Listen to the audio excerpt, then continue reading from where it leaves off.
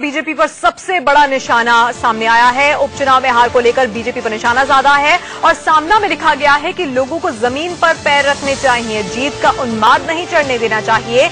हवा में तलवारबाजी करने वाले की जनता चमड़ी उधेड़ देगी। ये तीखे शब्दों का प्रयोग आज सामना में किया गया है। ये देखिए क्या लिखा गया है। ये सबक सबके लिए है। जनता को अपनी पपौती नहीं समझना चाहिए, पैर जमीन पर रखने चाहिए, जीत का उन्माद चढ़ने नहीं देना चाहिए और हवा पर सवार होकर तलवारबाजी मत कीजिए। ये सब कुछ आज सामना में लिखा गया है। हमारे पॉलिटिकल एडिटर मुंबई से हमारे साथ जुड़ गए हैं मनीष अवस्थी। मनीष, एक तरफ उद्धव ठाकरे ट्वीट करके कहते हैं कि 25 साल का जो गठबंधन है हम नहीं चाहते कि वो खत्म हो, दूसरी तरफ इतने तीखे शब्दों का प्रयोग बीजेपी के लिए सामना में किया गया है। देखिए, बीजेपी के लिए इस तरह के शब्दों का प्रयोग, ये बाण जो शब्दों के चल रहे हैं, तानिया, ये पिछले कुछ दिनों से लगातार चल रहे हैं।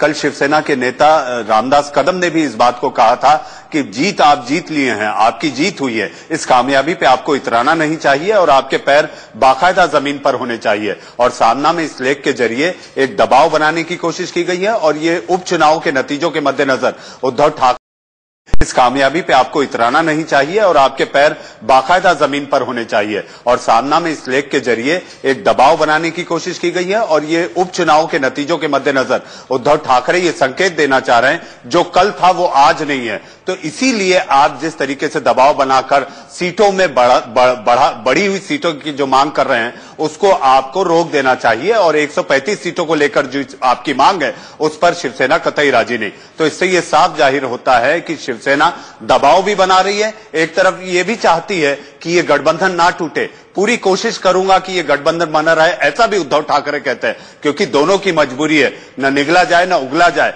दोनों अपने अपने तौर पर दबाव बनाने की कोशिश कर रहे हैं, क्योंकि शिवसेना से बीजेपी न केवल सीट शेयरिंग में बात कर रही है बल्कि सीट के रिडिस्ट्रीब्यूशन की भी बात कर रही है कि जहां पिछली बार शिवसेना के उम्मीदवार खड़े हुए थे वहां कुछ ऐसे विदर्भ मान ले, मराठवाड़ा मान ले, वहां पर बीजेपी ये चाहती है कि उनका उम्मीदवार अगर खड़ा होगा तो वो विजयी होगा। इसी सारी बातों को लेकर जो तकरार है उस पर विराम लगना अब यह समझा जा रहा है कि अमित शाह के आज के मुंबई दौरे के बाद हो सकता है कि इन सारी बातों पर विराम लगे और 2-3 दिन बाद जो नामांकन की प्रक्रिया शुरू होनी है उसमें अपने अपने कैंडिडेट्स, अपने अपने उम्मीदवारों को जाकर नामांकन भरे, ताकि वो ये सुनिश्चित होकर जाएं कि ये एक गठबंधन के तहत चुनाव लड़ा जाना है। बिल्कुल मनीष, धन्यवाद इस तमाम जानकारी के लिए। तो एक तरफ दबाव भी बना रही है शिवसेना और दूसरी तरफ ये भी जताने की कोशिश कर रही है कि हम गठबंधन तोड़ना नहीं चाहते हैं। इस बीच अमित शाह आज मुंबई पहुंच रहे हैं। क्या उनकी उद्धव ठाकरे से मुलाकात होती है? क्या सीट शेयरिंग को लेकर कोई फाइनल बात सामने आती है, कोई निर्णय लिया जाता है? इस पर हमारी नजर बनी रहेगी।